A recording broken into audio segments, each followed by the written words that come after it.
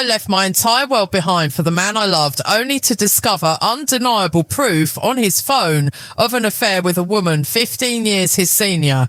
He refuses to let me work, keeping me financially paralysed. Is this really love, or is it a calculated strategy to keep me trapped in a cage? In this twisted game of trust and betrayal, do I even stand a chance? Or is my destiny to slowly wither away all alone on foreign soil? But the burning questions remain. How did a marriage built on so much love turn so toxic? What is truly hiding behind my husband's psychological mind games? Is it just sick manipulation, or is there a much darker secret buried underneath? And finally, how does this story end? Will she manage to escape this death trap, or will she eventually surrender to the darkness? To uncover the truth, I'm Sneha, and I'm here with you. Let's dive into the heartbreaking reality hidden behind the facade of this immigrant life. Rain has a different sound here in Seattle. It doesn't wash things away like it does back home. It just traps you. It creates this grey, translucent curtain between you and the rest of the world, turning even a luxury condo on the 25th floor into a high-security prison cell. I'm standing by the floor-to-ceiling window, pressing my forehead against the cold glass, looking down at the city lights blurring in the mist. From down there, looking up, my life probably looks like the ultimate American dream. The handsome husband, the six-figure salary, the Tesla in the garage, the sprawling apartment that smells like expensive vanilla candles and repressed secrets. If you scroll through my Instagram right now, you'd see a curated gallery of happiness, #blessed, #soulmates, #forever. But if you could zoom past the glass, past the filters, and step into this living room, you'd hear it. The silence. It's not a peaceful silence. It's the kind of silence that screams. It's the heavy, suffocating air of a room where two people are breathing, but only one is actually living. It wasn't always like this, and that's the cruelest part of the trap. The bait was so sweet, I never saw the steel jaws until they snapped shut on my leg. Let me take you back to how this started. Not the now, where I'm pacing the floor at 2 a.m. wondering who he's really with, but the before, the movie version. We met 3 years ago. I was fresh off the plane, a grad student with stars in my eyes and a heavy suitcase filled with dreams. He was already established here. He walked with that specific kind of confidence you see in men who have made it in the States. He was 10 years older, dressed in a sharp blazer, ordering an Americano with a casual authority that instantly intimidated and attracted. It happened fast, too fast. That should have been the first red flag flashing neon bright in the night sky.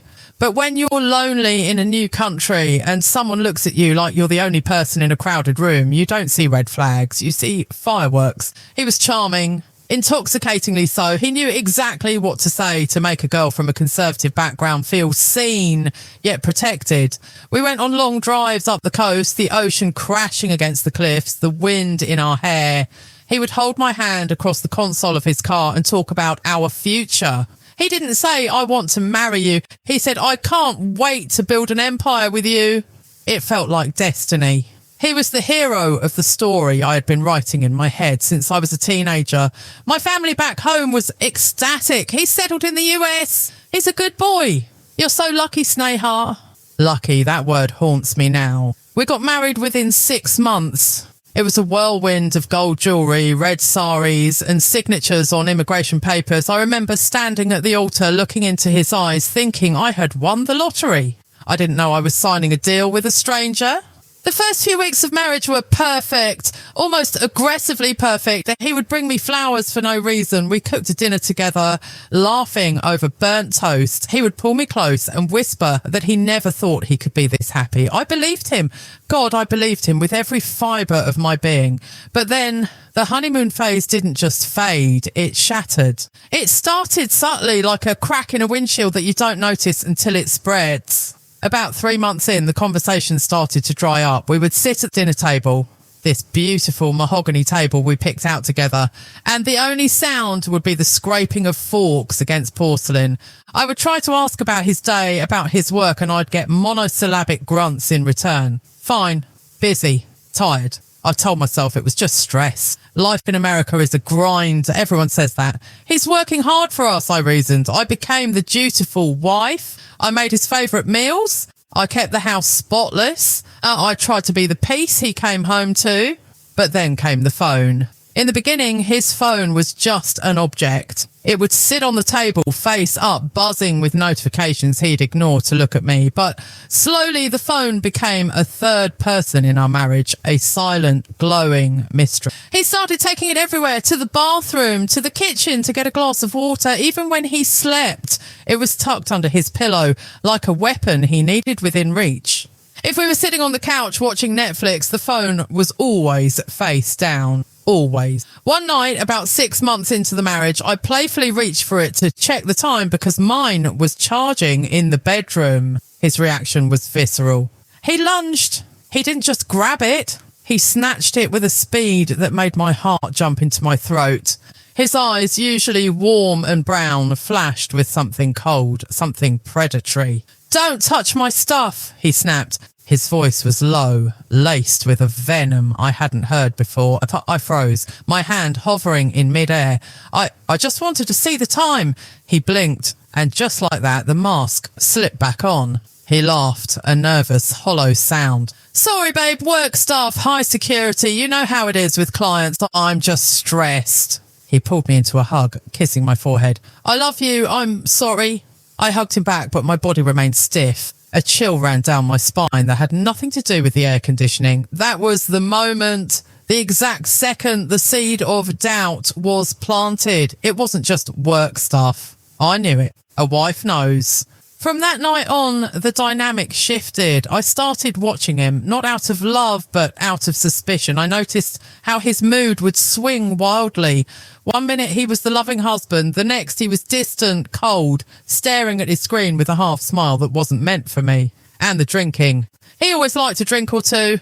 Social lubricant, he called it, but 2 turned into 4. 4 turned into a bottle of whiskey on a Tuesday night. I'd find him in the study at 1 a.m, glass in hand, eyes glassy, talking to someone on his headset. As soon as I walked in, he'd go silent. He'd rip the headset off and glare at me until I left. "Why are you spying on me?" he'd slur. "I'm not spying. I just wanted to see if you were coming to bed." "Stop controlling me," he'd shout, throwing the glass against the wall. The next morning, the glass would be swept up and he would act like nothing happened, or worse, he'd say I imagined it. "I didn't yell at you, Sneha. You're overreacting. You're always so dramatic." I started to feel like I was losing my mind. Was I dramatic? Was I imagining the late night texts? Was I crazy for thinking he smelled like a different perfume when he came home from late meetings? I tried to talk to my mum back home, but how do you explain this? How do you tell your mother, who thinks you're living a fairy tale, that your prince might be a monster? "Adjust a little beta," she said over FaceTime, the connection pixelating her face. "Men are like that when they are stressed. Give him time. Cook him something nice." So I cooked and I waited and I watched.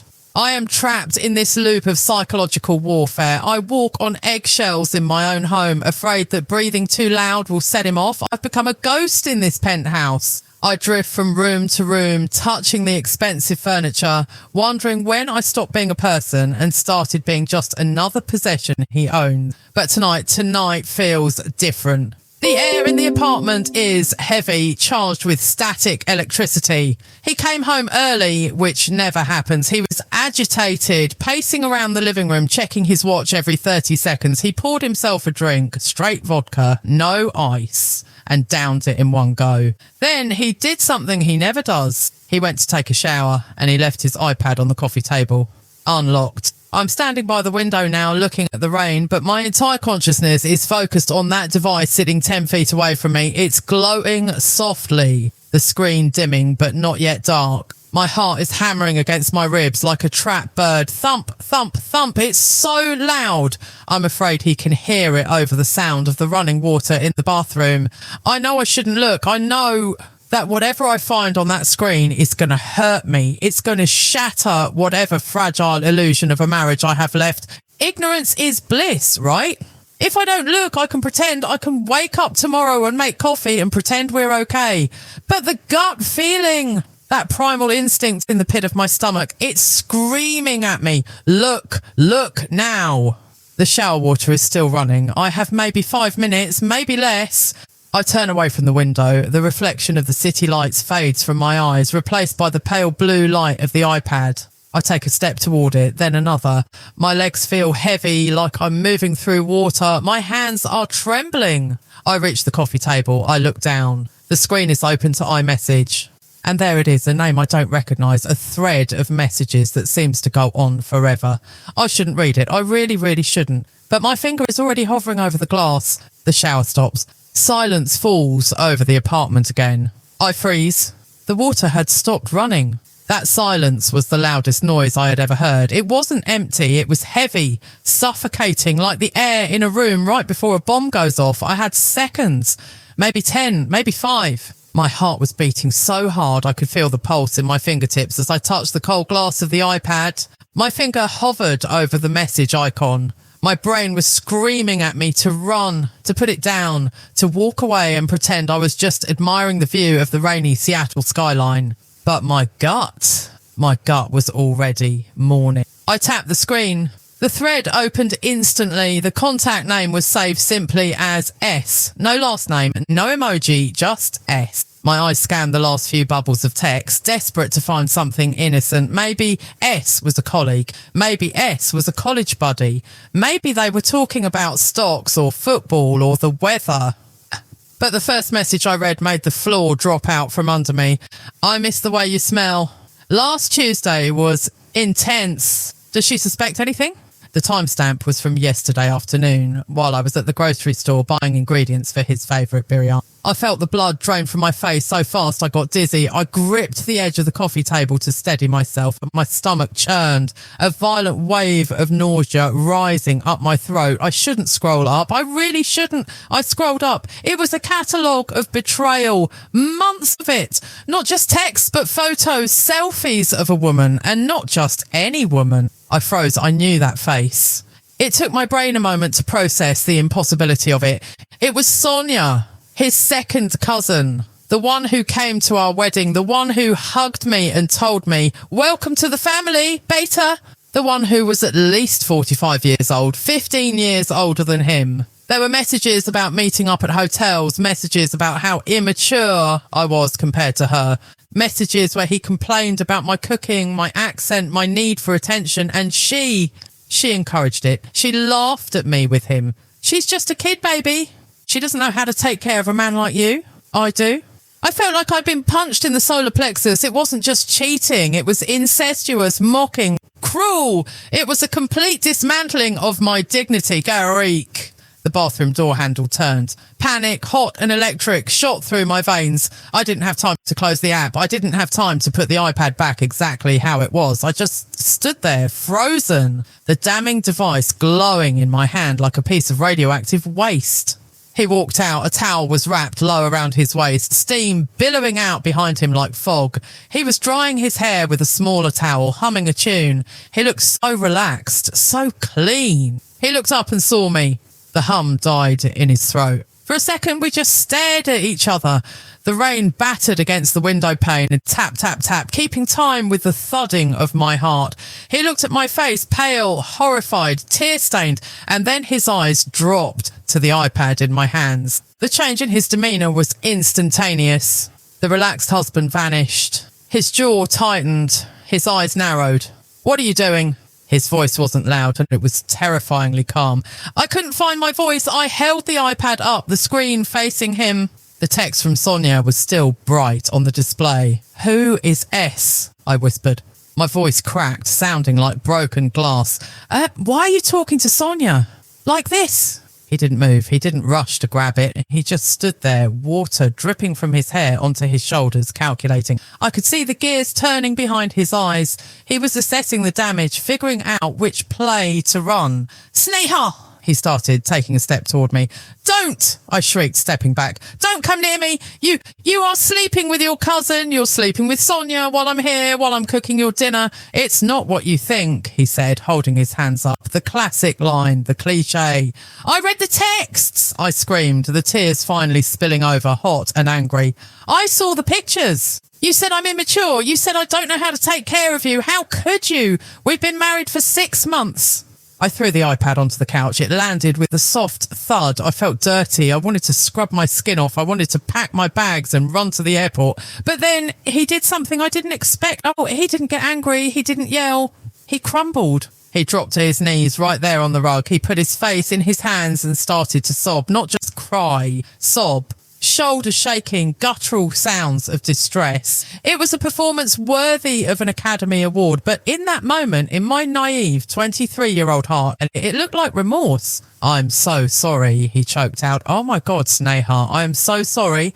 I stood there trembling, confused. This wasn't the monster I had just read about. This was a broken man, or so it seemed. Why? I asked, my voice trembling. Why her? Why anyone? He looked up at me, his eyes red and wet.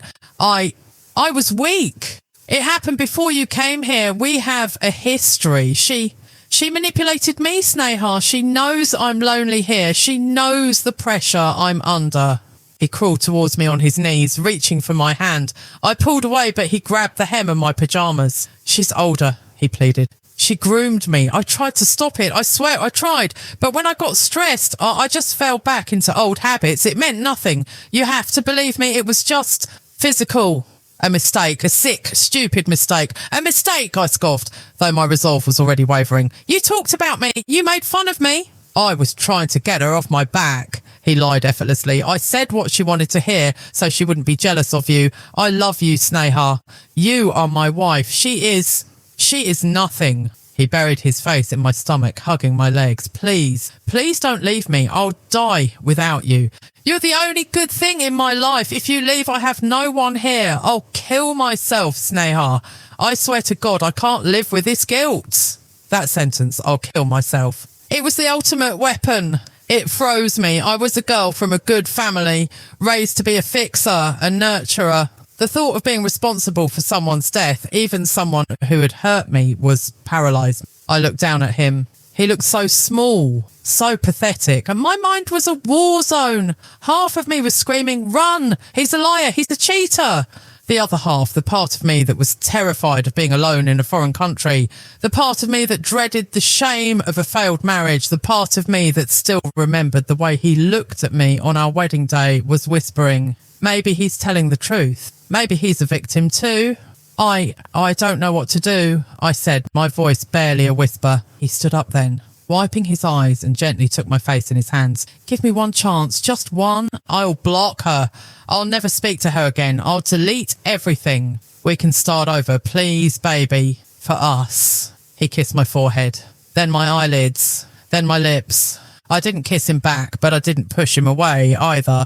I was numb. Okay, I whispered. The word tasted like ash in my mouth. Okay, but if I ever catch you again... You won't, he promised, looking deep into my eyes with an intensity that felt like truth. I swear on my mother's life, it's over.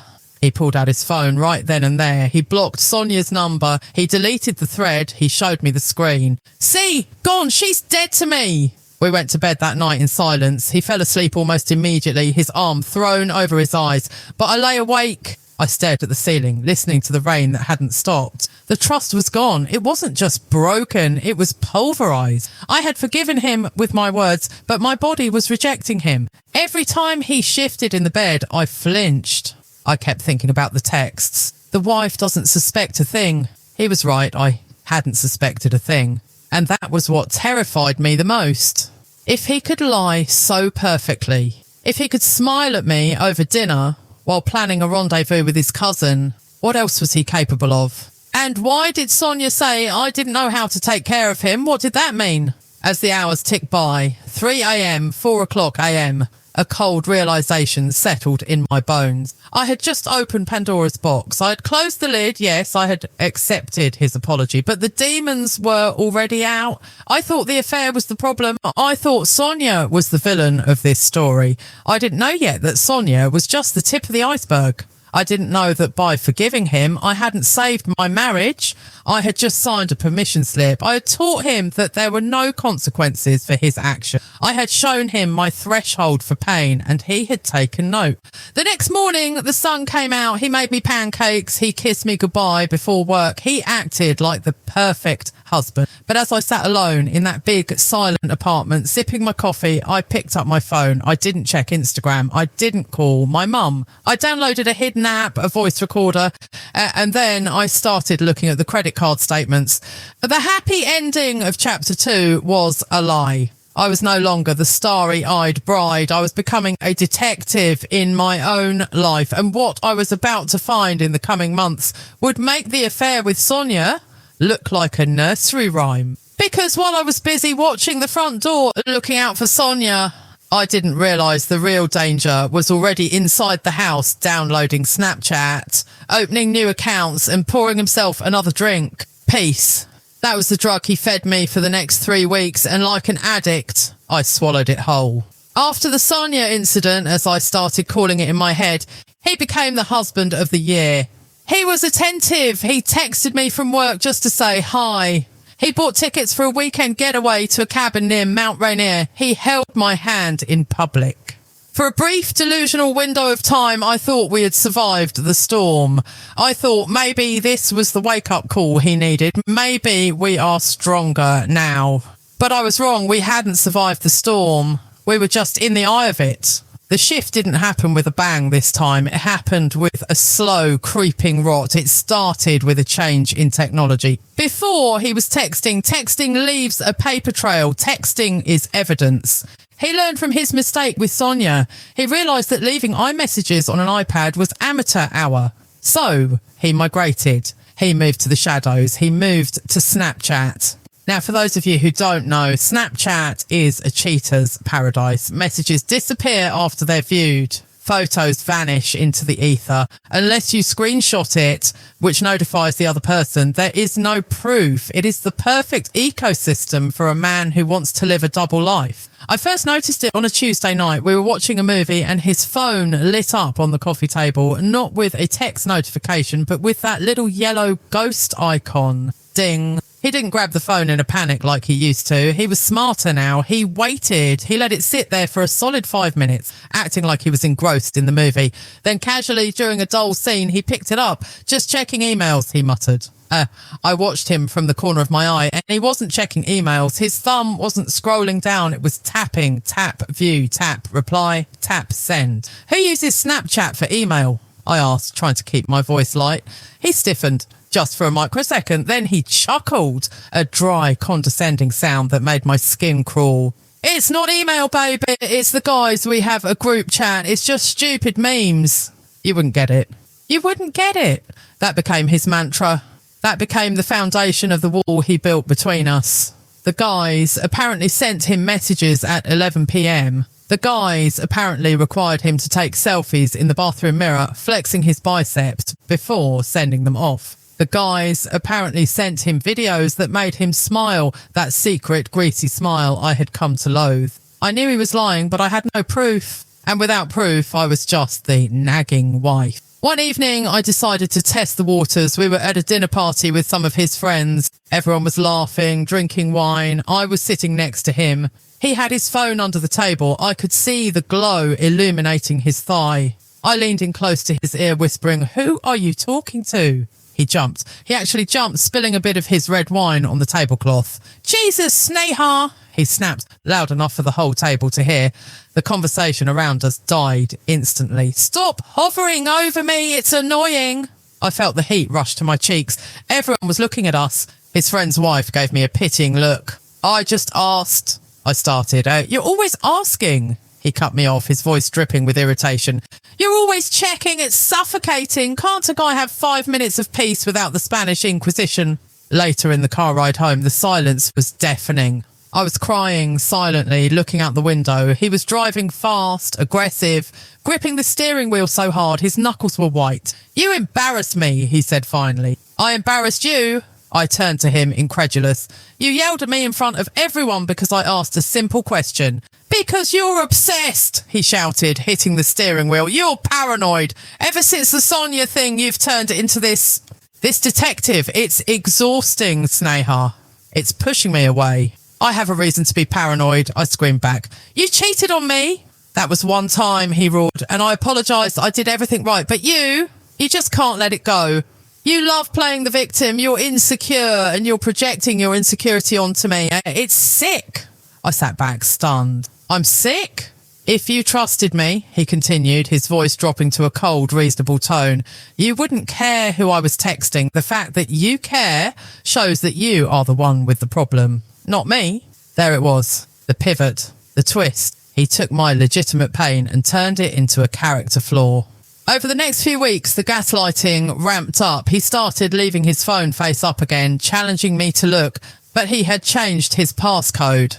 Why did you change the code? I asked. Because I deserve privacy, he said calmly. And until you learn to respect boundaries, you don't get access. I started to doubt my own reality. Maybe he was right. Maybe I was being crazy. Maybe the Snapchats really were just friends. I mean, this is America, right? People are more casual here. Maybe I was just a backward girl from a conservative country who didn't understand modern friendship. He saw my hesitation. He smelled my self-doubt like a shark smells blood, and he capitalized. He started mentioning names, female names. Oh, Jessica from the gym said the funniest thing today. Emily from work sent me this song link. When I would bristle, he would roll his eyes. See? There you go again, that face. You're so jealous. It's unattractive, Sneha. Confidence is sexy. Insecurity is repelling. He made me feel like I was competing for him, like I had to be cool enough, chill enough to keep him. If I complained, I was the nagging wife. If I stayed silent, I was the doormat. But the climax of this psychological torture came on a Sunday afternoon. He was in the shower. The shower seemed to be his only safe space, or so he thought. He had left his phone on the charger in the kitchen. He forgot that I had seen him type in his new passcode 3 days ago. 1988, his birth year, Narcissist. I knew I shouldn't. He had programmed me to believe that checking was the sin, not the cheating.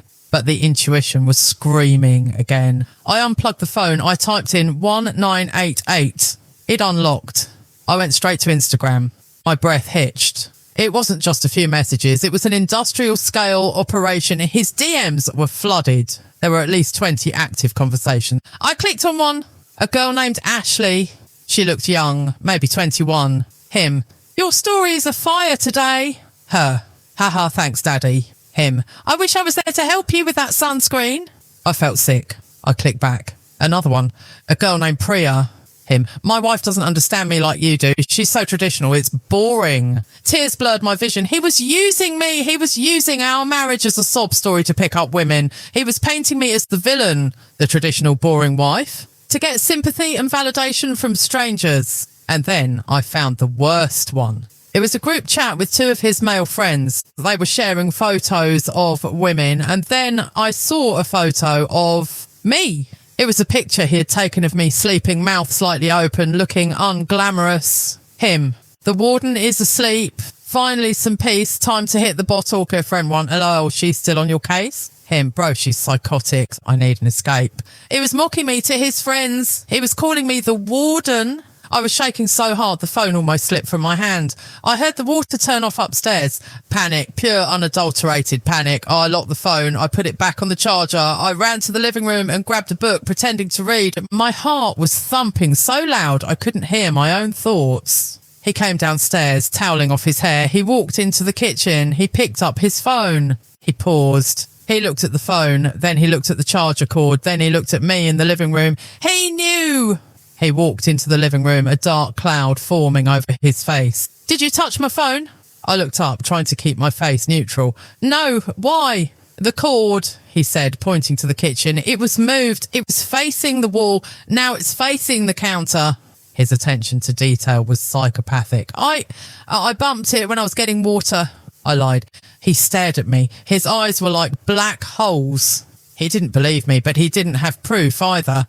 You're lying, he said softly. I can see it in your face. You violated my privacy again. I didn't, I insisted, my voice rising. But even if I did, why are you calling girls fire? Why are you telling people I'm psychotic? I slipped. I gave it away. His face changed. He didn't get angry. He smiled, a terrifying, triumphant smile.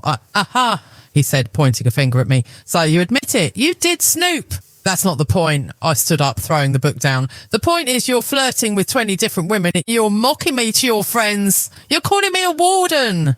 He stepped into my space, towering over me. You are a warden, he spat. Look at you. You're policing me. You're stalking me. You're reading my private conversations with my bros. That was locker room talk, Sneha.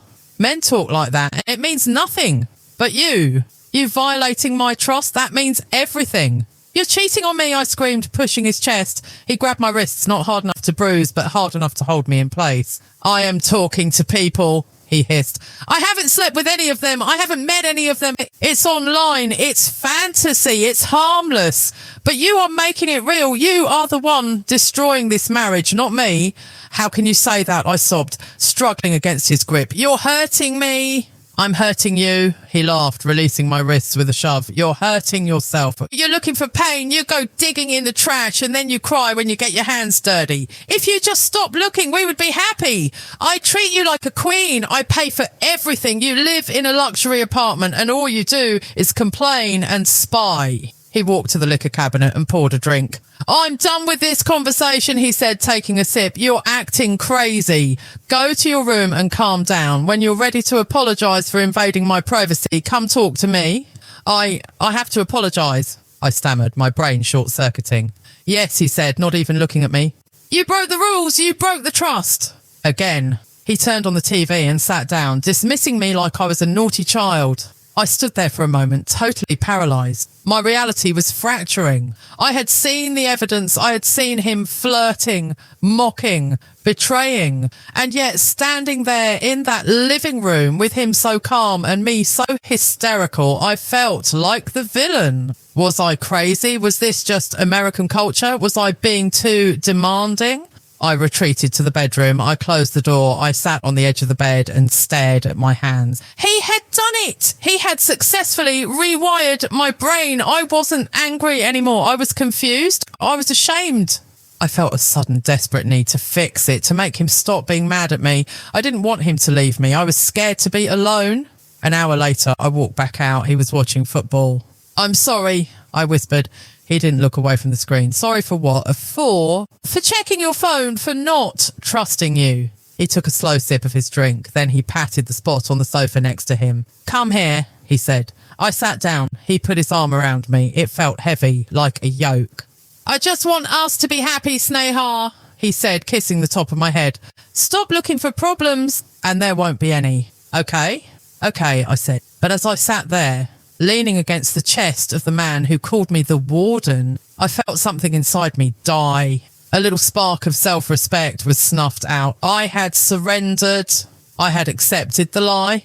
But deep down, in the darkest corner of my mind, a new fear was taking root. If he could manipulate me this easily, if he could make me apologise for his betrayal, what else was he capable of?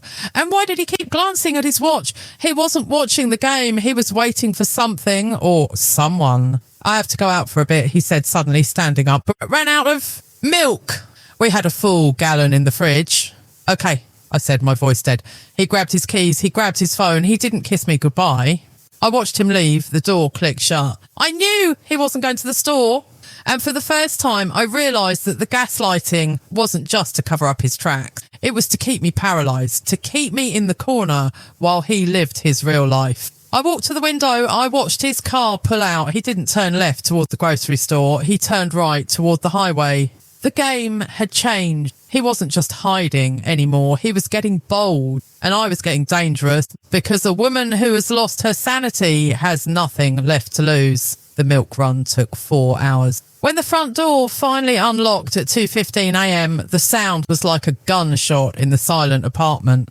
I hadn't slept. I was sitting on the living room rug, hugging my knees, staring at the digital clock on the cable box as the numbers shifted. He didn't walk in, he fell in. The door swung open, hitting the wall with a violent thud, and there he was, my husband, the man I had crossed oceans for. He was leaning against the doorframe, his tie undone, his shirt half unbuttoned, his eyes swimming in a pool of red. The smell hit me before he even took a step. It was a noxious cloud of stale whiskey sweat and something else, something floral. Cheap perfume. It wasn't mine. "You're up," he slurred, pushing off the door frame and stumbling into the hallway.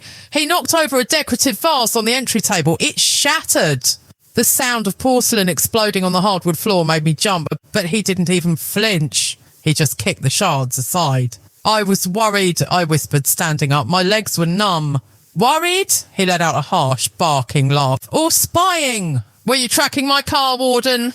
He lurched toward the kitchen, grabbing a bottle of water and spilling half of it down his chin as he drank. This was the new reality. The monster in the bottle wasn't a metaphor anymore. It was a roommate.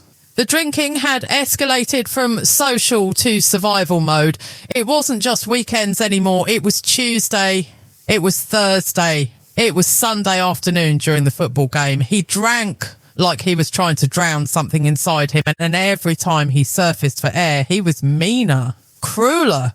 "You smell like perfume," I said. I couldn't help it. The words just fell out. He slammed the water bottle onto the granite counter. Plastic crunched. "It's the Uber driver," he shouted, spinning around. His balance was off and he had to grip the counter to stay upright. "God, you are relentless. Can't a man have a few drinks with his clients without getting the third degree? I'm out there hustling, making money for this life." He gestured wildly at the apartment. "And you're here sniffing my shirt like a bloodhound." "It's 2 a.m. on a Tuesday," I cried out. "You're drunk. You drove home drunk." "I'm fine," he roared. "I'm better drunk than you are sober. You're the one who's toxic. You're the buzzkill." He staggered past me toward the bedroom, shoulder checking me hard enough to make me stumble. "I'm sleeping in the guest room. Don't come in. I can't stand looking at your judging face." He slammed the door. I heard the lock turn. I stood alone in the kitchen, amidst the shattered vase and the smell of whiskey. I felt small. I felt invisible. The next morning, he was gone before I woke up. No apology, no note, just the broken porcelain swept into a pile in the corner, his way of acknowledging the mess without taking responsibility. I decided I couldn't do this alone anymore. I needed help. I needed an ally. I picked up the phone and called his sister in New Jersey. She was the progressive one, the one who had lived in the States for 10 years. Surely she would understand. "Dee Dee," I said, my voice trembling as soon as she picked up. I need to talk. It's about him." I poured everything out, the drinking, the late nights, the aggression. I didn't mention the girls yet. I was too ashamed. But I told her about the alcohol. I told her I was scared. There was a long silence on the other end. "Sneha," she said finally, her voice cool and detached. "You have to understand, life in America is very stressful. The corporate culture here, it's cutthroat. Men need a release." "A release?" I asked, stunned. "Dee Dee, he's coming home drunk 5 nights a week. He's breaking things." "He's just venting," she dismissed. "Look, don't nag him about it. And if you make the house peaceful, he won't need to drink. Maybe you're stressing him out with all this complaining. Just adjust a little. Mania now. Give it time." Adjust. That word again. The universal silencer for women. "But Dee Dee..." "Listen, don't tell Mum and Dad back home," she cut me off sharply. "It will break their hearts. And honestly, it will make you look bad. A wife who can't handle her husband or people talk. Just cook him a nice dinner tonight. Wear something nice. Fix it." She hung up. I stared at the phone. I wasn't a victim to them. I was an inconvenience. They didn't care that I was drowning. They only cared that I didn't splash water on the family reputation. The isolation was complete. I was on an island. 2 days later, the monster decided to come out in public. We were invited to a birthday dinner for one of his colleagues at a high-end steakhouse in downtown Seattle. I didn't want to go, but he insisted. "We have to keep up appearances," he said, fixing his cufflinks. "Smile, don't look so miserable." I wore the black dress he liked. I put on the red lipstick. I played the part. But he started drinking the moment we sat down. 1 old-fashioned, 2, 3. By the time the appetizers arrived, his eyes were glassy. By the entree, he was loud, too loud. He started making jokes about me. "You know," he said, slinging an arm around his colleague's shoulder, pointing a steak knife at me, "I imported a high maintenance, low return on investment." The table went silent, a few nervous chuckles. "Excuse me," I said, my face burning. "Oh, lighten up, babe," he sneered, reaching for his 4th drink. "She doesn't get American humour. In her village, they don't have jokes." I grew up in the capital city. I went to an English medium school. He knew this. He was erasing my identity to entertain his friends. "That's not funny," he said quietly. "See?" He threw his hands up. "The warden speaks. No fun allowed." He turned his attention to the waitress. She was young, blonde, pretty. Every time she came to the table, he would lean in too close. He would touch her arm. What's your name, sweetheart? Brittany. You have beautiful eyes, Brittany. My wife doesn't have eyes like that. It was excruciating. I was shrinking in my seat, wishing the floor would open up and swallow me whole. The other wives were looking at me with that mix of pity and judgment that feels like acid. Poor girl. She can't control him. When the bill came, he could barely sign his name. I'm driving, I said firmly as we walked to the valet stand. Like hell you are, he spat, snatching the keys from the valet. It's my car. I drive. You're drunk, I pleaded, grabbing his arm. People were watching. Please let me drive or let's take an Uber. He shoved me hard. I stumbled back in my heels, catching myself against a concrete pillar. Get in the car, he hissed, his face inches from mine, or I leave you here. I got in the car. The drive home was a blur of terror. He was doing 90 in a 60 zone. The rain was lashing against the windshield. He was weaving between lanes, cursing at other drivers, screaming along to the radio. I gripped the door handle, my knuckles white, praying, please God, just let me get home. I promise I'll leave. Just let me survive tonight. He looked over at me, his eyes wild. Why aren't you talking? Are you scared, huh? Is the little princess scared? He swerved the car intentionally, jerking the wheel, and the car fishtailed on the wet asphalt. I screamed! He laughed, a maniacal, evil laugh. I'm in control. I'm always in control. We screeched into our parking garage, missing a concrete column by inches. He killed the engine! The silence that followed was ringing in my ears. I fumbled with the door handle, desperate to get out and to get away from him. He grabbed my hair. Hey, it happened so fast, I didn't even register the pain at first. He yanked my head back against the headrest. Don't you ever, he whispered, his breath hot and reeking of whiskey, embarrass me in front of my friends again. Do you understand? You don't tell me what to do. You don't tell me when to stop drinking. You are nothing without me. He let go. I scrambled out of the car, running toward the elevator, tears streaming down my face. I didn't wait for him. I ran into the apartment, locked myself in the bathroom and slid to the floor. I heard him come in a few minutes later. He was stumbling around the kitchen. I heard glass breaking again. Then I heard him talking. He wasn't talking to himself. I pressed my ear against the bathroom door. Yeah, I'm home. He was mumbling. His voice was different, soft, needy. The bitch is here. Yeah, I wish I was with you. I hate it here. I'm coming to see you tomorrow. Promise? Who was he talking to? Sonia, one of the Snapchat girls. A heavy thud followed, then silence. He had passed out. I waited 10 minutes, then 20. When I was sure he was out, I slowly unlocked the bathroom door. I walked into the living room. He was sprawled on the couch, one arm hanging off the side, mouth open, snoring. His phone was on the floor, just out of reach of his hand. It was unlocked. The screen timeout was set to never.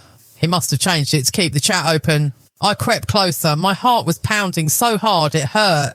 I didn't want to see more cheating texts. I was past that. I needed to know something else. I picked up the phone. The call log was open. The last call wasn't to S. It wasn't to a saved number. It was an unsaved number, a local area code. But that wasn't what stopped my heart. I minimised the call log and opened his maps. I wanted to see where he had really been before the dinner.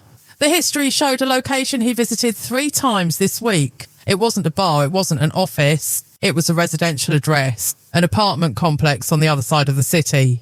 And then I saw the name saved in his favourites on the map. It wasn't home. It wasn't work. It was labelled The Escape. He wasn't just drinking at bars. He was living a second life, a domestic life. And tomorrow he said he was going there. I looked down at his passed out form. The monster looked peaceful now, but the fear in my gut turned into something else, something cold and sharp. I wasn't going to cry tonight. I wasn't going to call his sister. I went to my phone. I opened the Find My app. He had disabled his location sharing with me months ago, but he was too drunk to notice what I was doing now. I took his phone. I went into his settings. I re-enabled Share My Location. And then I buried the app deep in a folder called Finance, where I knew he never looked. I put his phone back on the floor. Sleep tight, I whispered into the darkness. Tomorrow the monster wasn't going to disappear into the fog. Tomorrow I was going to follow him. I was going to see the escape. And I had no idea that what I would find there would shatter the last remaining piece of my sanity. The alcohol was just the smoke. I was about to walk into the fire. The blue dot. It was a tiny pulsing pixel on a screen, no bigger than a grain of sand. But as I stared at it, huddled in the corner of my bedroom with the curtains drawn, it felt like the only real thing in the universe. That blue dot was him. It was 9 a.m. He had left the apartment 30 minutes ago, dressed in his charcoal suit, looking every inch the corporate warrior. He had kissed my cheek, a dry, perfunctory peck, and told me, "Big day, quarterly review, I'll be back late, don't wait up." He drank 3 cups of black coffee to kill the hangover from the night before. He used Visine to clear the red from his eyes. He put on his mask of respectability. "Love you," he had said. "Love you," I had lied back. As soon as the elevator doors dinged shut, I scrambled for my phone. My hands were shaking so bad I almost dropped it. I opened the Find My app. I had buried it deep inside a folder labelled recipes on my own phone just in case he ever checked. The map loaded. The grid of Seattle appeared. There he was, hubby.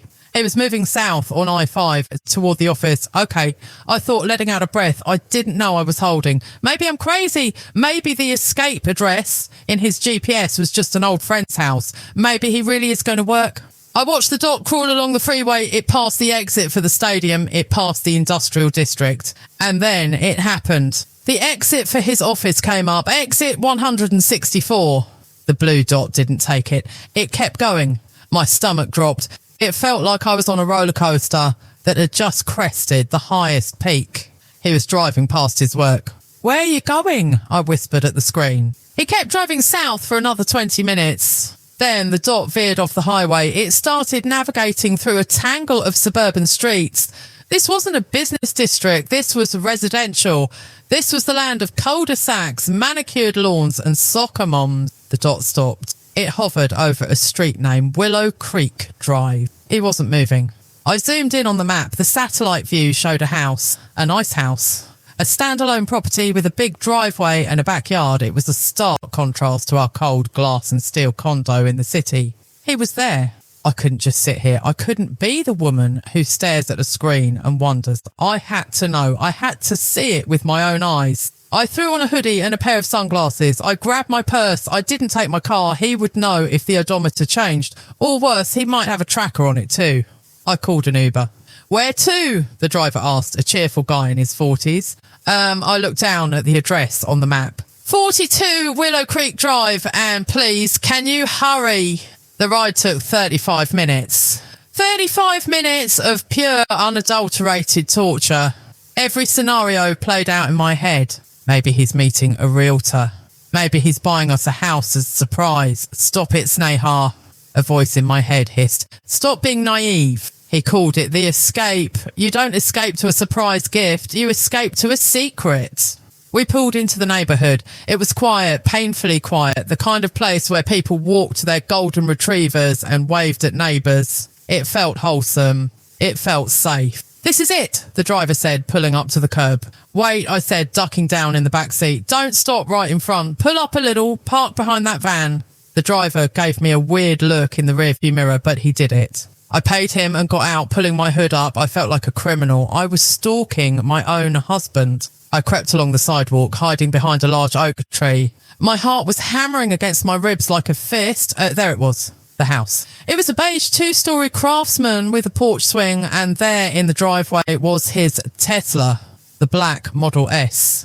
The license plate was unmistakable. He was inside. I stood there frozen. What do I do?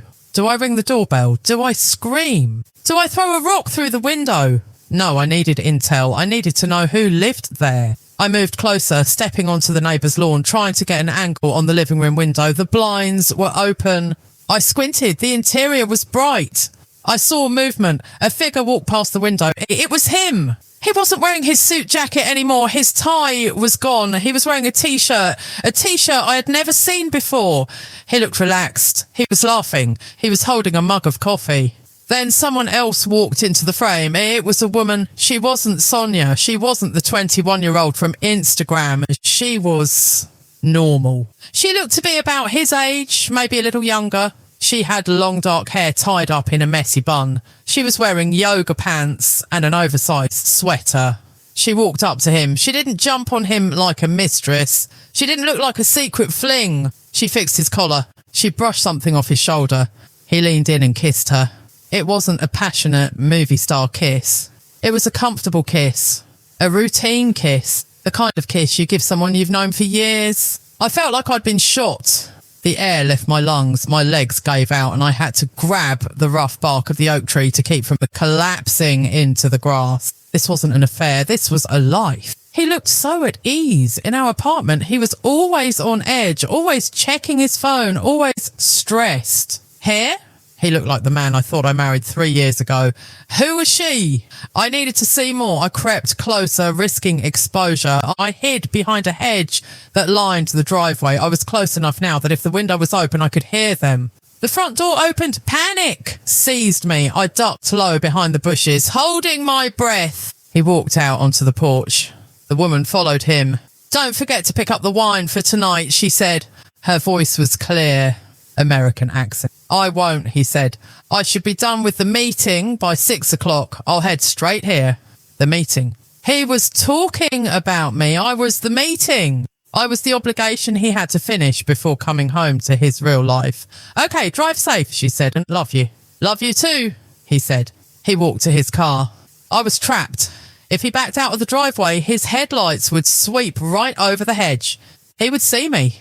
I pressed myself into the dirt, ignoring the damp soil soaking into my jeans. I closed my eyes and prayed. The Tesla hummed to life and the gravel crunched under the tyres. He backed out slowly. Please don't look! Please don't look! He turned the wheel. The car swung onto the street. He drove away. He didn't see me. I lay there for a full minute after the sound of his car faded. My body was shaking so violently I couldn't control it. Tears were streaming down my face, hot and fast, mixing with the dirt on my cheek. He had a whole other partner, maybe a wife. How was that possible? Legally, he was married to me. I stood up slowly, brushing the leaves off my clothes. I looked at the house again. The woman was gone. The door was closed. I felt a sudden blinding rage. It burned through the sadness. I took out my phone. My thumb hovered over his contact name. I wanted to call him. I wanted to scream. I see you. I know about Willow Creek Drive. But then a darker, colder thought took over. If I confronted him now, he would lie. He would say she's a friend, a cousin, a client. He would gaslight me. He would say I'm crazy for stalking him. He would delete the evidence. He would hide. No.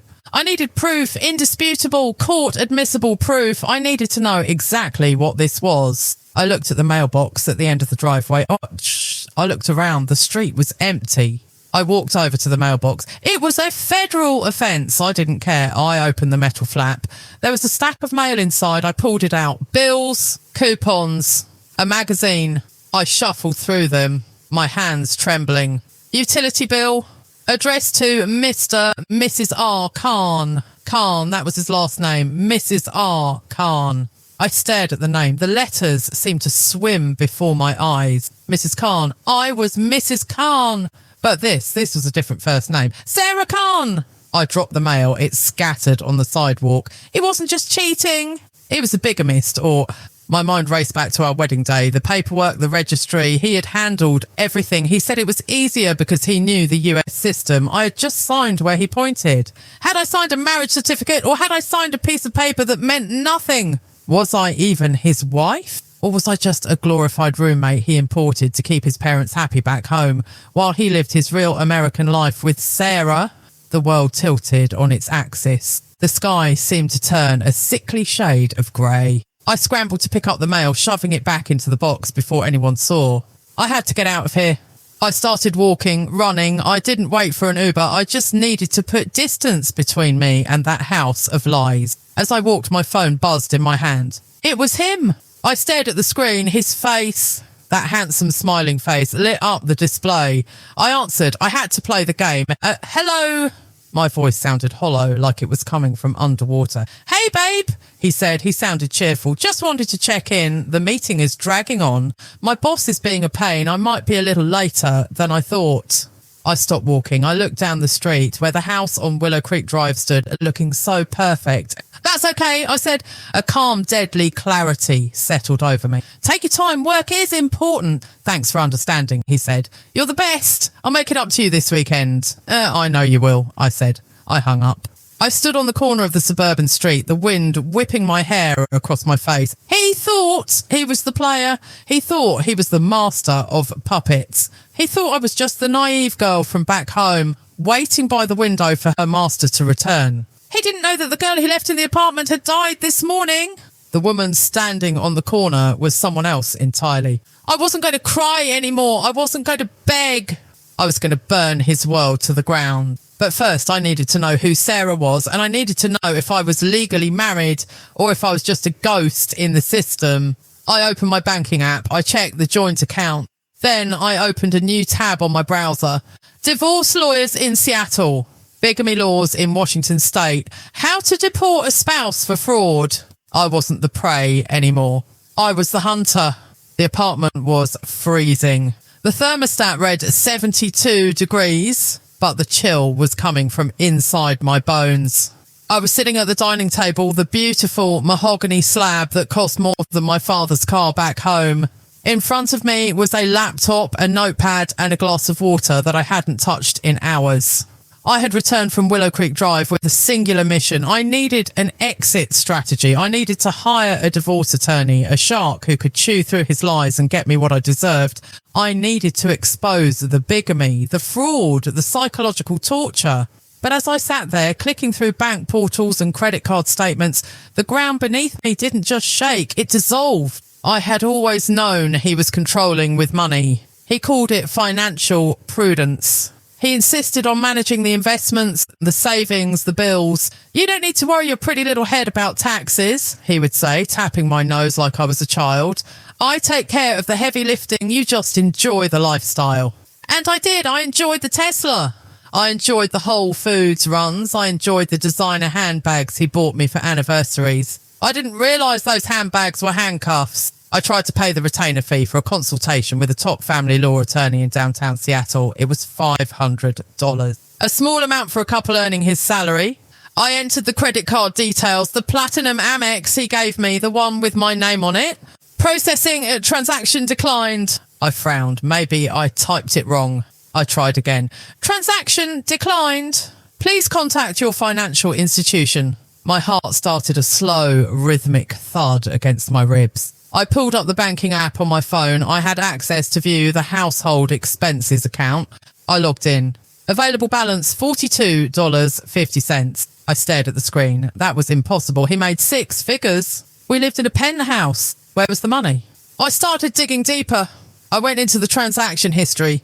Every month on the 1st, a massive transfer was made out of this account into another account I couldn't access. The transfer was labelled simply Main. He was moving his entire paycheck into a private account, leaving just enough in the joint account for groceries and gas. He was keeping me on a starvation diet of liquidity. I had a card, yes, but he controlled the limit. He must have lowered it, or maybe he got a notification that I was trying to pay a law firm. Paranoia seized me. Did he get an alert just now? I quickly closed the browser tab for the lawyer.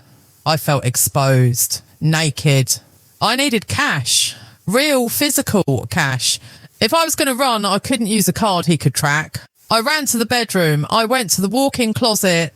On the top shelf behind a stack of winter sweaters, I kept a small emergency stash. It was birthday money from my parents, a few $100s I had converted to USD when I moved here. I reached up, fumbling behind the wall. My hand met empty air. I stood on my tiptoes, frantically patting the shelf. Nothing. I pulled the sweaters down, throwing them onto the floor. The envelope was gone. He had found it. He had taken my birthday money. I sat down on the pile of expensive cashmere sweaters and hyperventilated. This wasn't just financial prudence. This was a siege. He had systematically stripped me of every resource I could use to survive without him. I was a bird in a golden cage, and he had clipped my wings so short I couldn't even flutter to the ground, let alone fly away. Then the front door beeped. He's home. I scrambled up, shoving the sweaters back onto the shelf. I wiped my face, trying to erase the panic. I couldn't let him know. Not yet. He walked in, whistling. He was carrying a bottle of wine, a Pinot Noir. "Honey, I'm home," he called out, his voice sickeningly cheerful. He walked into the bedroom, saw me standing by the closet, and smiled. It was the smile of a predator who knows the prey has nowhere to go. "Hey," he said, setting the wine on the dresser. "Rough day. You look pale." Just a headache, I managed to say. I brought wine, he said, loosening his tie. Let's relax. I have some good news. Good news? I asked, my voice tight. I booked us a trip. He beamed. Mexico, next month. Just the two of us. To reconnect. You've been so stressed lately, I think a little sun will do you good. Mexico international travel. My blood ran cold. That sounds nice, I said carefully. But I think my passport is... Actually, where is my passport? I knew where it was supposed to be. In the safe in his office. He paused. He was unbuttoning his shirt and his hand stopped midway. He turned to me, his expression unreadable. Why do you need your passport? He asked softly. Just to check the expiration date, I lied. For the trip, he chuckled. Don't worry about it. I have it. It's safe. Can I see it? I pressed. I needed to hold that little blue book. It was my only identity and my only proof of citizenship. Sneha, he sighed, the mask of patience slipping. Why are you being difficult? I said I have it. It's in the bank deposit box for safekeeping. You know how clumsy you are. You'd probably lose it. The bank deposit box. He had taken my passport out of the house. He had stripped me of my money. Now he had stripped me of my ability to cross a border. I want my passport back, I said. My voice was shaking, but I forced the words out. It's my property. He stopped smiling. The room temperature seemed to drop 10 degrees. Your property! He took a step towards me. Everything in this house is my property, Sneha. The clothes on your back, the phone in your hand, the food in your stomach. Who paid for it? I want to work, I blurted out. I want to get a job. I have a degree. I can't live like this, begging for every dollar. We've discussed this, he said, his voice dropping to that dangerous low register. You don't need to work. My wife doesn't work. It looks bad. It looks like I can't provide for you. I don't care how it looks, I shouted. I'm going crazy sitting here all day. I applied for a job last week and... I stopped. I hadn't told him I applied. He tilted his head. Oh, you applied? He walked over to the dresser, picked up his glass of wine and took a slow sip. At that marketing firm on 4th Avenue, he asked. My breath hitched. How did you know? They called for a reference, he said casually. Since you listed me as your emergency contact, they wanted to verify some background info. And, I whispered. He shrugged. I told them the truth, that you're emotionally unstable, that you're currently undergoing therapy for paranoid delusions, that you have a problem with authority. My jaw dropped. You sabotaged me. I protected them, he corrected, and I protected you. You can't handle a job, Sneha. Look at you. You're shaking. You can barely handle managing a grocery list without having a meltdown. You monster, I hissed. He slammed the wine glass down. It didn't break, but wine sloshed over the rim, staining the white dresser runner like blood. Watch your mouth, he snarled, stepping into my personal space, and he towered over me, smelling of that other woman's perfume and his own arrogance. Oh, do you think you can survive out there? He gestured to the window, to the city lights. This isn't your village. This is America. You have no credit history. You have no money. You have no visa without me. He poked a finger into my chest, hard. You are here on an H4 dependent visa, Sneha. Do you know what that means? It means that you exist here because I allow you to exist here. If I divorce you, you have 30 days to pack your bags and get out. If I report you to immigration for fraud, you get deported tomorrow. Fraud? I gasped. I haven't committed fraud. I can make it look like you did. He smiled, a cruel, thin smile. I can say you married me for a green card. I have the lawyers. I have the money. Who will they believe? The successful vice president or the hysterical housewife with no income? He leaned in close, his breath hot on my ear. You are nothing without me. You are a ghost, so stop fighting me. Be a good wife. Cook dinner. Look pretty. And maybe I won't send you back to your parents in disgrace. He pulled back, patted my cheek and walked out of the room. I'm going to take a shower, he called out over his shoulder. Start dinner. I want chicken curry. I stood there paralysed. The reality of the golden handcuffs crashed down on me. It wasn't just a metaphor. I was legally bound to him. If I ran, I was an illegal alien with no money. If I stayed, I was a prisoner. And he knew about the job application. He was monitoring everything, my emails, my browser history. Suddenly, a terrifying thought hit me. If he was monitoring my browser history, did he know I looked up bigamy? Did he know I visited Willow Creek Drive? I ran to the laptop in the living room. I opened the history. It was there. Divorce lawyers in Seattle, bigamy laws. But wait, I looked closer at the timestamps. There was a gap. From 10 a.m. to 2 p.m. today, the exact time I was stalking him, the history was empty. Why? Because I had used my phone data, not the Wi-Fi, when I was in the Uber, and when I was home, I had used incognito mode for the lawyer search. Thank God for small mercies. But he knew I was getting restless. He knew I was trying to break the chains, and that made him dangerous. He was tightening the noose. Taking my passport was just the beginning. I needed to act fast, but I couldn't do it with $0. I went to the kitchen. I started chopping onions for the chicken curry. Chop, chop, chop. I needed a weapon, not a knife, a lever. I thought about the mail I saw at Sarah's house. Mrs. Sarah Khan. If he was legally married to her, then his marriage to me was void. But if his marriage to me was void, then my visa was void too. I would be deported instantly. I was in a catch-22. Exposing him meant destroying myself. Unless I could prove that he committed immigration fraud. If he brought me here under false pretenses, there were visas for that. U visas for victims of crimes, for victims of domestic abuse. I wasn't just a wife, I was a victim of human trafficking. He had lured me here, stripped me of my rights, and enslaved me in his home. I needed to talk to a lawyer, a real one, and I couldn't pay them. But there was one person who might help Sarah. Does Sarah know about me? He told his friends I was the warden. He told the marketing firm I was crazy. What did he tell Sarah?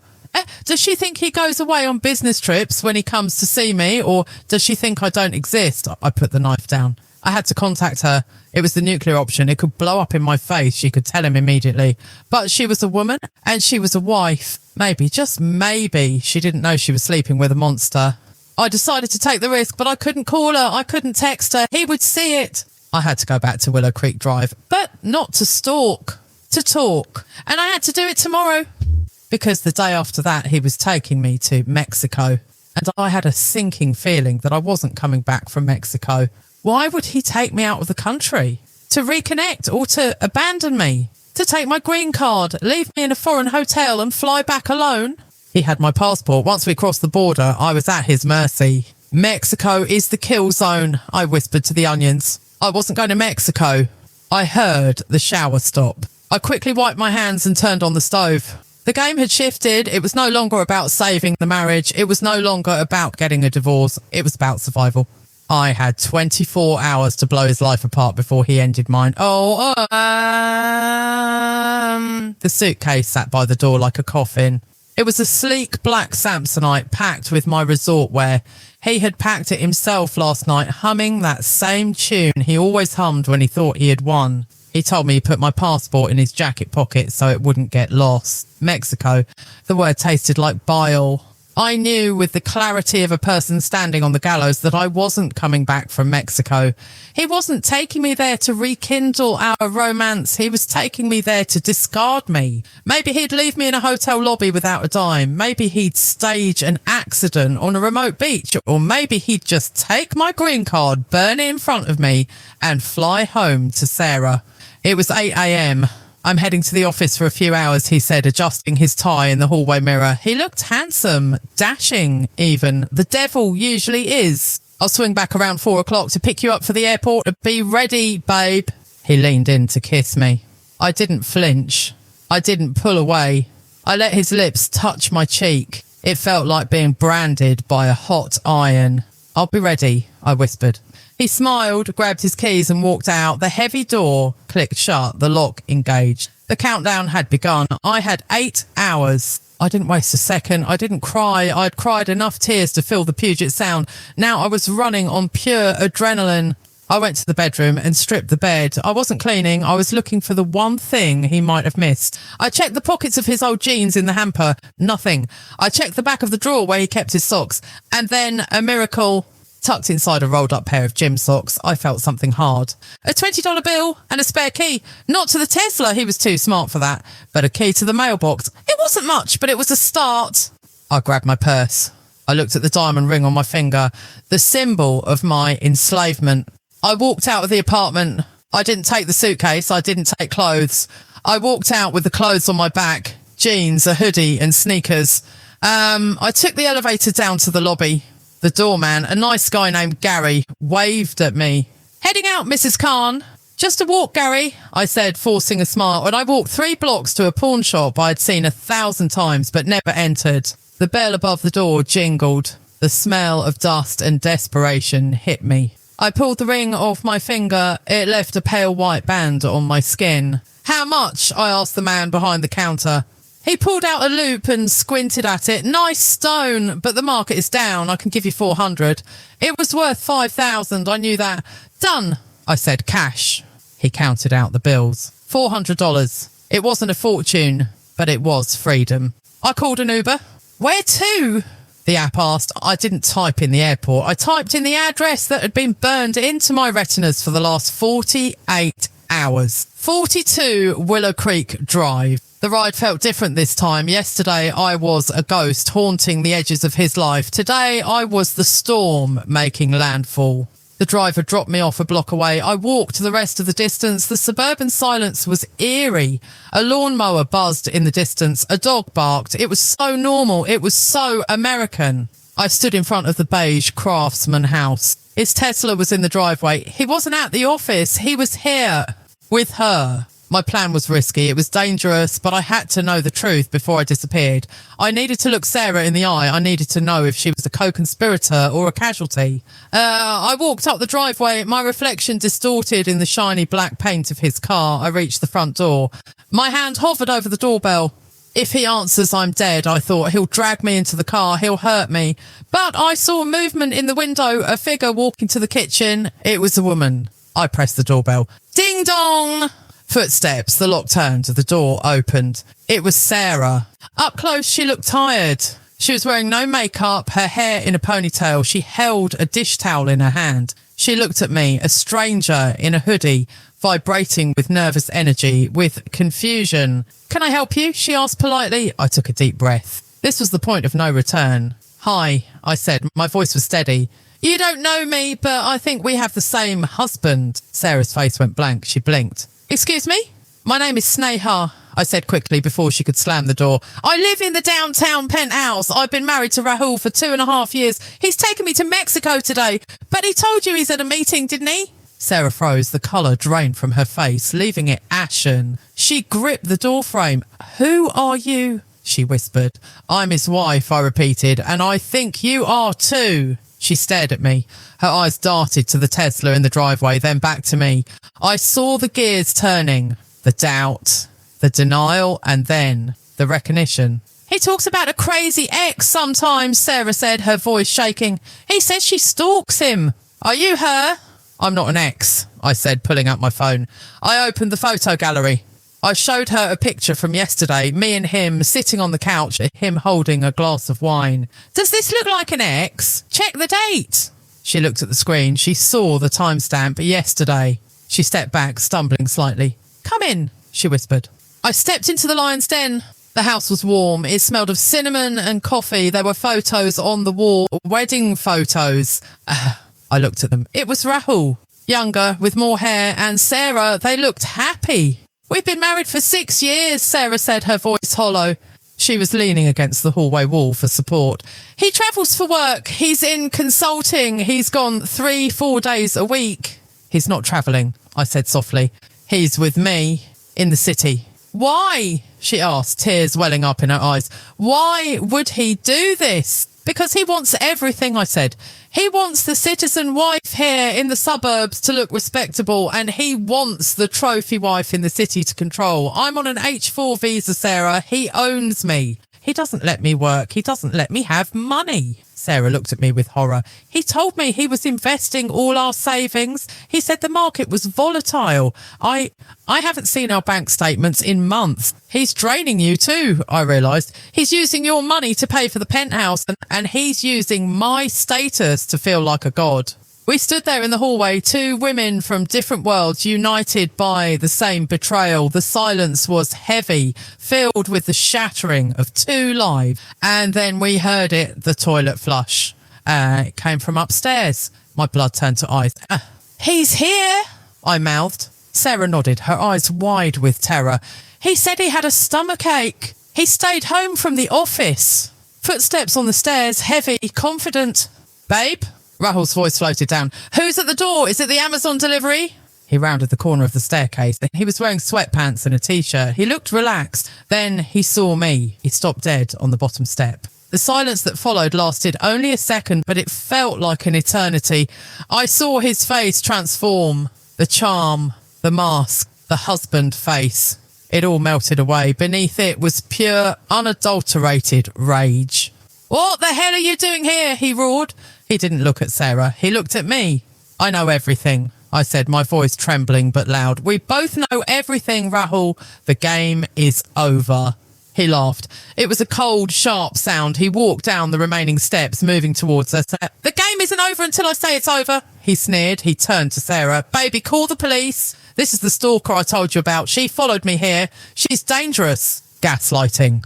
Even now, caught red-handed, he was trying to spin the narrative. Sarah looked at him. Then she looked at me. She has photos, Rahul, Sarah said, her voice surprisingly strong. From yesterday. You weren't at a meeting. You were with her. Rahul's face twitched. He realised the charm wouldn't work, so he switched to force. He lunged at me. You ungrateful little bitch, he screamed, grabbing my arm. I brought you to this country. I gave you everything. And you come to my house. You try to ruin my life. Let her go, Sarah shouted, grabbing his shoulder. He shoved Sarah back. She hit the wall hard. Shut up, he yelled at her. You're just as pathetic as she is. He dragged me toward the door. His grip was like iron. I'm taking you to the airport right now. You're going back to Bangladesh tonight, or maybe I'll just leave you in a ditch on the way. No! I screamed, digging my heels into the carpet. I'm not going anywhere with you. I fought him. I clawed at his hand, but he was stronger. He was fueled by panic and rage. He managed to open the front door, dragging me out onto the porch. Help! I screamed at the empty street. Someone help me! Shut up! He clamped a hand over my mouth. But in the struggle, something fell out of his pocket. It was a small blue booklet. My passport. He had it on him. He was ready to take me straight from here to the airport. It landed on the porch man. I saw it. He saw it. He let go of my mouth to reach for it. That was my chance. I didn't think. I reacted. I kicked him hard, right in the groin. He doubled over, letting out a guttural groan. His grip on my arm loosened. I dove for the passport. My fingers brushed the cool cover. I grabbed it. Get her! Rahul wheezed, looking up at Sarah, who was standing in the doorway. Grab her, Sarah, or I swear to God I'll bankrupt you! Sarah looked at him, curled up on the porch floor. She looked at me, clutching my passport to my chest, my eyes wild with fear. Sarah stepped forward. She picked up the car keys that had fallen next to him. Sarah, he warned. Sarah looked at me. Run, she whispered. Then she turned and threw the keys into the thick rose bushes on the side of the house. Rahul screamed in frustration. I didn't wait. I turned and ran. I sprinted down the driveway. I ran down the sidewalk. I didn't look back. I heard him shouting my name, shouting threats, but his voice grew fainter with every step. I ran until my lungs burned. I ran until I was 3 streets away in front of a random coffee shop. I stopped, gasping for air, clutching the passport so hard my knuckles were white. I was shaking uncontrollably. People were staring at me, a girl in a hoodie, hyperventilating on a street corner. But I was free. I had my identity back. I had $400 in my pocket, and I knew the truth. I sat down on the curb. The adrenaline crashed, leaving me sobbing. But these weren't tears of despair. They were tears of relief. I pulled out my phone. I had one more thing to do. I dialed 911. 911, what is your emergency? My name is Sneha, I said, my voice clearing. I want to report a case of domestic abuse, bigamy and human trafficking, and I have a witness. Her name is Sarah Khan. I hung up. I looked up at the sky. The grey Seattle clouds were breaking apart. A sliver of blue was peeking through. I don't know what happens next. I don't know where I'll sleep tonight. I don't know if I'll ever see my family again or if the legal battle ahead will destroy me. I am alone in a foreign country. I have no job. I have no home. But as I sit here feeling the cold concrete under me, I realise something. The cage is open. The monster is exposed. And for the first time in 2.5 years, I can breathe. This isn't the end of my story. It's the beginning of the war. But this time, I'm going to win. Thank you for listening to my story. It sounds like fiction, doesn't it? A thriller movie script, but for thousands of women on dependent visas. This is a Tuesday. The silence, the control, the golden handcuffs. It's real. If you see someone fading away in a perfect marriage, look closer. You might be the only one who can see the bars on her window. Until next time, stay safe and trust your gut.